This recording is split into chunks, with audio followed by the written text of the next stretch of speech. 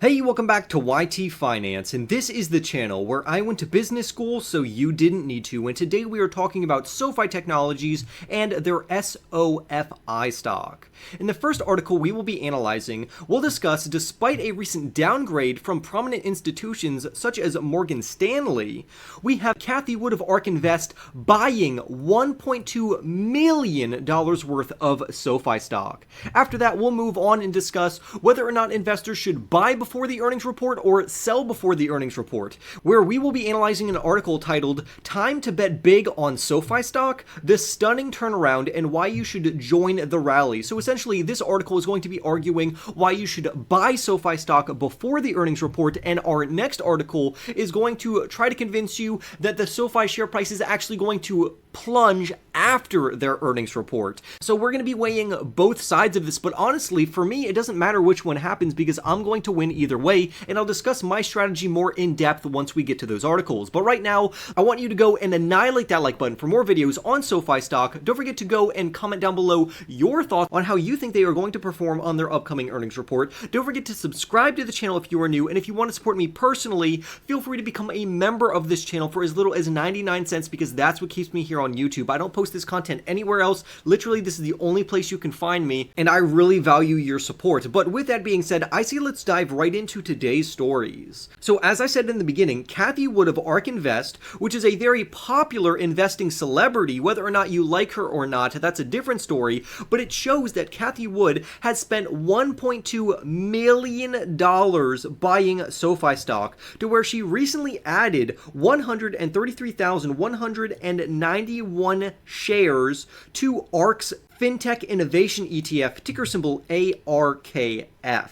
And they did this at a price of around $9.09, meaning that she believes that the long-term potential of this company is absolutely amazing. And this comes in despite a Morgan Stanley analyst lowering their overall ratings for SoFi Technologies. However, if you all know me, I've been reporting on this company for quite a while now, and I am very bullish on this overall company. I have a hold rating for this company because I don't want to buy or sell based off of the earnings report. I'm going to hold it through the earnings report, and I'll tell you exactly why in just a moment after we analyze this article, which is going to try to encourage you to buy before the earnings report. And of course, after we analyze it, I will add my own educated opinion. Currently, SoFi stock trades for around $9 per share, while on the lower end, analysts believe it could fall to around $3 per share, while on the opposite end, we have very bullish analysts who believe the company is just getting started in their overall stock price appreciation and momentum, to where the company could surge up to $14 per share. In a previous video, I shaved my Palantir and SoFi stock a little bit because I wanted to guarantee profits so I could reinvest back into the company or put that money into a safer investment such as an ETF, to where a couple of my favorites would be VTI, SCHD, and QQQM. And just like what I did, many large-scale institutions and prominent traders have reduced or taken profits on their position in SoFi stock. However, I don't advocate to sell all of your SoFi stock. Actually, I would advocate to hold this position, because I think investors should really be focusing on the long-term fundamentals of this company, which are completely intact. So even if the company either surges or decreases in price, I think that investors are actually overreacting, and we as smart investors want to avoid overreactions or emotional reactions to the overall market. We want to do our research, stand by our thesis unless something drastically goes wrong, while also keeping a moderate stake in SoFi stock. However, this author suggests to buy SoFi stock because he believes it's going to maintain its current momentum, and he'll discuss exactly why that is.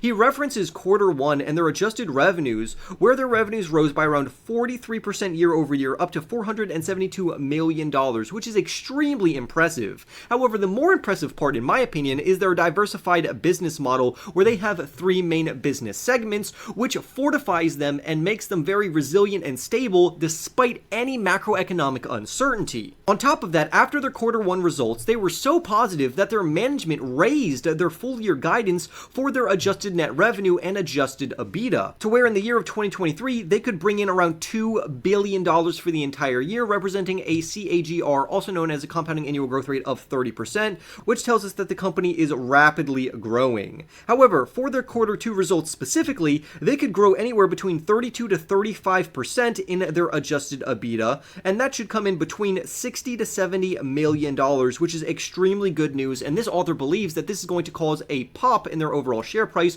where it jumps upwards. So thanks to SoFi's overall positive Q1 results, allowing management to increase their overall forecasts for Q2, on top of their very diversified revenue streams and a prominent business model, SoFi sets itself up to be a very attractive long-term investment option. So that is the case of the company going higher after earnings. However, let's see what the next author has to say, who is more of a bearish critic overall, but I do think that he is still positive on SoFi Technologies in the long run, and you'll see exactly why that is in just a moment. He says, while earnings releases can sometimes lead to a big post-earnings rally, there's also equal concern because he says many stocks actually experience a post-earnings price decline despite prior momentum. So would that mean that right now is a good time to cash out of the company? Absolutely not. That would be terrible risk management because, again, to me, holding the company through earnings is going to be your best bet, because we could even see the company's share price pop initially and then fall afterwards. And that's honestly what I think will most likely happen, but overall, I think SoFi Technologies will deliver a triple beat coming up to their earnings report, and I especially think that they are going to beat on their revenues as well as their earnings per share, which is why this author reiterates, no, do not sell your shares before or after the earnings report, because this is a long-term play. Because regardless about what happens in the short term, the long-term bull case is not altered. Now, this could give an opportunity for newer investors a chance to get a very good buying opportunity if the price does indeed decline. However, even if the price inclines, by simply dollar cost averaging into this company with a little bit of money every day or every week or maybe every 2 weeks invested into this company, your average cost basis is going to level out to where you are guaranteed a decent average cost, meaning that over the long term, you essentially are guaranteed to make money. Now, there is a silver lining here, because given the chances of a post-earnings plunge, meaning that after the earnings report releases, maybe a day or two after, we could see the SoFi stock actually downtrend temporarily before uptrending over the long term.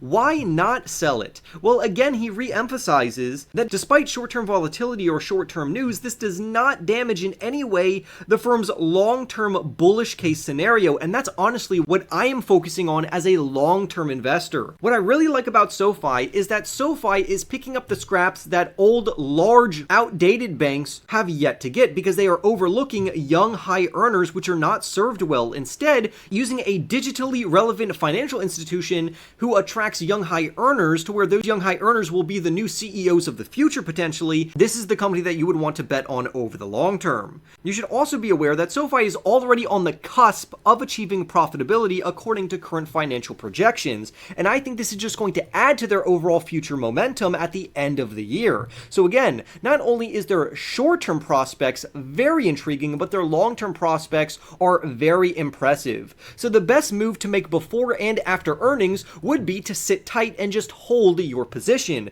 Do not try to predict what is going to happen here. Honestly, just focus on getting a low cost for this company while not overexposing yourself too heavily, because again, that could mean that you're taking on unnecessary risk of losses. And for me, I don't advocate for more than a 5% initial portfolio allocation, because anything above that, in my opinion, is improper risk management. And this general rule of thumb has allowed me to not only lower any losses, but also capitalize on gains. Because even if you have a 5% portfolio allocation to SoFi Technologies and it drops in price after earnings, that 5% maybe is going to drop to around a 4% or a 3%, and you could use this opportunity then to invest back into the company, lowering your average cost basis so you can get that back above 5%, and if it's above 5%, you can literally just let it ride. The 5% is only for an initial investment. Clearly, if this investment grows over the long term, you don't need to necessarily cut or take profits from it, just let it grow. So overall, I would advocate for a holding position, not trying to time the upcoming earnings report,